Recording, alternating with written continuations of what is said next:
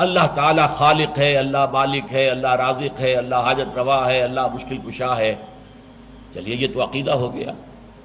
اللہ بادشاہ ہے، اس کا حکم مانو. ان الحکم الا للہ، بادشاہت اس کی ہے، زمین اس کی ہے، اس پر اس کا حکم نافذ کرو. یہ ہے دین کا وہ حصہ جو لوگوں کے ذہنوں سے نکل گیا. بس توحید، جو بڑے سے بڑے موحدین ہیں وہ بھی توحید فی العقیدہ اور توحید فی الطلب. یہ امام ابن تیمیہ رحمۃ اللہ علیہ نے اضافہ کیا. توحید فی الطلب، لا مطلوب الا اللہ، لا مقصود الا اللہ، لا محبوب الا اللہ. لیکن اس کی توحید کا یہ پہلو، بادشاہ وہ ہے، اس کا حکم چلنا چاہیے. یہ زمین اس کی ہے، کائنات اس کی ہے، آسمانوں میں اسی کا حکم چل رہا ہے. زمین میں فساد ہو گیا ہے، زمین میں بغاوت ہے. اس انسان نے اور جنات نے بغاوت کی ہے. ان کو کچھ اختیار دیا گیا تھا، تھوڑا سا اختیار تھا. کتنا اختیار ہے ذرا کبھی اندازہ کیجئے. مجھے اپنے وجود پر اختیار نہیں ہے. میری زندگی اس قلب کی حرکت سے ہے، کیا میرے کنٹرول میں ہے؟ یہ اس حرکت کا کوئی کنٹرول میرے پاس ہے؟ میری اتنیوں کی حرکت ہے جس سے کہ غذا چل رہی ہے، جاتی ہے، پھر فضلہ بنتی ہے، باہر خارج ہوتی ہے. کیا مجھے کوئی کنٹرول حاصل ہے؟ مجھے اپنے وجود پر کوئی کنٹرول حاصل ہے؟ قطعاً کوئی حاصل نہیں. اللہ تعالیٰ کا قانون میرے اندر جاری و ساری ہے. میرے ایک ایک سیل پر اللہ کے قانون کی حکومت ہے. خون کی گردش ہو رہی ہے، وہ میرے اختیار میں تو نہیں. کوئی ایک سیل بھی ایسا ہو کہ جو خون کی اس گردش سے استفادے سے محروم رہ جائے، it will be dead. تو معلوم یہ ہوا کہ کتنی ہماری. پھر سوچئے، ہمیں ہندوستان میں پیدا کر دیا گیا، کیا میرا چوائس تھا؟ آپ کا چوائس تھا. ہمیں جس ماحول میں پیدا کیا گیا، کیا یہ میرا اور آپ کا چوائس تھا؟ ہم جن والدین کے ہاں پیدا ہوئے ہیں، کیا یہ ہمارا چوائس تھے؟ ہمیں جو جینز ملے ہیں، کیا یہ ہمارا چوائس تھے؟ تو ہم تو جکڑے ہوئے ہیں. اسی وجہ ہے کہ بہت سے لوگوں نے کہا کہ انسان مجبور محض ہے. نہیں، مجبور محض نہیں ہے. جو کچھ اللہ نے دیا ہے اس سے ہمارا ایک شاکلہ تیار ہو گیا ہے، ایک پیٹرن بن گیا ہے شخصیت کا.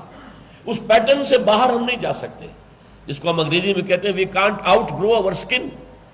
میں جتنا موٹا ہوں اور موٹا ہو جاؤں گا اور موٹا ہو جاؤں گا تو میری جو یہ کھال ہے پھیلتی جائے گی، میں اپنی کھال سے باہر تو نہیں نکل سکتا. تو اسی طریقے سے وہ جو شاکلہ بن گیا ہے، اس شاکلہ سے باہر آپ نہیں جا سکتے. بٹ ود ان دیٹ شاکلہ خیر اور شر کا اختیار آپ کو دے دیا گیا ہے. اچھا کریں، کم برا کام کریں، اس کا اختیار ہے. اما شاکرا و اما کفورا. چاہے شکر گزار بن جاؤ، چاہے کفران نعمت کی روش اختیار کر. فمن شاء فلیؤمن ومن شاء فلیکفر. جو چاہے ایمان لے آئے، جو چاہے کفر کرے. یہ دوسری بات ہے کہ اللہ کفر کو ناپسند کرتا ہے، ایمان کو پسند کرتا ہے. اللہ بدی کو ناپسند کرتا ہے، نیکی کو پسند کرتا ہے. لیکن اختیار تمہیں دے دیا گیا ہے. لیکن سب سے بڑی بات کیا ہے کہ جو تمہارا اختیار والا حصہ ہے، اس میں تم نے یہ ہلدی کی گاٹھ جو تمہیں دی گئی تھی، تم پنساری بن کر بیٹھ گئے ہو. We are sovereign. Sovereignty belongs to him alone. سروری زیبا فقط اس ذات بے ہمتا کو ہے. حکمراں ہے ایک وہی، باقی متانے آسری. یہ پاپولر ساورنٹی کا کنسپٹ اس وقت بدترین شرک جو ہے وہ یہ ہے. بڑے سے بڑے موحدین بھی اس کو نہیں جانتے. اس زیادہ بات کریں گے تو وہی جو ہمارے اسلاف نے باتیں کی ہیں. قبر پرستی شرک ہے، کسی کو پکارنا، دعا کرنا سوائے اللہ کے، کسی بھی نبی کا نام لے کر دعا کرنا، کسی ولی اللہ کا دعا کرنا، یہ شرک ہے. یہ تو مان لیں گے. لیکن یہ کہ اس وقت ہیومن سوورنٹی سب سے بڑا شرک. میٹیریلزم، میٹر اور قوانین قدرت کو اتنا اٹل سمجھنا کہ اللہ بھی اس کو نہیں توڑ سکتا. وہ تو اب بن گیا، اس کے ہاتھ بن گئے. وہ کک مار کر اب بیٹھا ہوا اپنی جگہ پر. اب وہ اس فٹ بال کے اوپر اس کا کوئی کنٹرول نہیں ہے. وہ تو اگر کوئی وہ فرکشن نہ ہو ہوا میں یا زمین میں تو وہ چلتی جائے گی. Every thing continues in a state of rest or of uniform motion along a straight line unless acted upon by an external force. This is the first law of motion of Newton. وہ چلتا جائے. نہیں، اللہ تعالیٰ نے اس کائنات کو بنایا، وہی حاکم ہے. ہر آن ہر لحظہ اس کا حکم جاری و ساری ہے. اس کے اذن کے بغیر کچھ نہیں ہوتا. وہ جب چاہے اپنے قوانین طبیع کو توڑ کر اور اپنی خصوصی مشیت اور خصوصی قدرت کا اظہار کر سکتا ہے. تو یہ اصل لہو ملک السماوات والارض، میں اس سے پہلے بھی عرض کر چکا ہوں، العزیز اور الحکیم، یہ دو اسماء ان صورتوں میں نہایت کثرت کے ساتھ وارد ہوئے. اور اللہ کا الملک ہونا، بادشاہ، کس شان کے ساتھ آیا ہے؟ سورہ جمعہ کے شروع میں یسبح للہ ما فی السماوات و ما فی الارض الملک القدوس العزیز الحکیم. الملک پہلے ہے. سورہ حشر کے آخر میں وہ آیت جس میں کہ سب سے بڑا گلدستہ قرآن مجید میں اللہ تعالیٰ کے اسماء آیا ہے، الملک القدوس السلام المومن المہیمن العزیز الجبار المتکبر. یہ اسماء، یہ وہ چیز ہے جو ہمارے ذہنوں سے اوجھل ہو گئی. دینداری، باطل کے نظام کے تحت ہم دیندار ہیں، نماز روزہ کرتے ہیں. باطل کے نظام کو ذہناً تسلیم کیا ہے تو آپ اللہ کے غدار ہیں، آپ اللہ کے باغی ہیں. ڈونٹ ریکنسائل ود اٹ، ذہناً تسلیم نہ کرو. لیو انڈر اٹ، انڈر پروٹیسٹ، مجبوراً رہ رہے ہیں، پسند نہیں کرتے، ہمیں یہ نظام پسند نہیں ہے. اور تن من دھن اس نظام کو ختم کر کے اللہ کی بادشاہی کے نظام کو قائم کرنا، اس کو اپنی زندگی کا مقصد سمجھیں. اس موضوع پر پھر سورہ حدید کے آخر میں بھی بات آئے گی.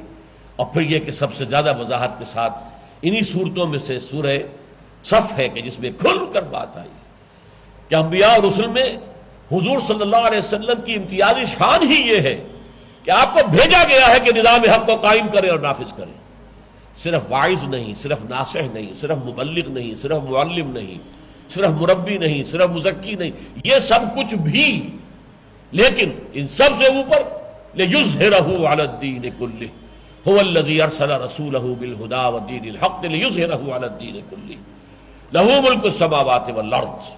آسمانوں اور زمین کی بادشاہی اسی کی ہے. اسی میں ہمیشہ کوٹ کیا کرتا ہوں بائبل کی بات بھی، جیسے میں نے 6 دنوں کی بات تورات کے حوالے سے بتائی.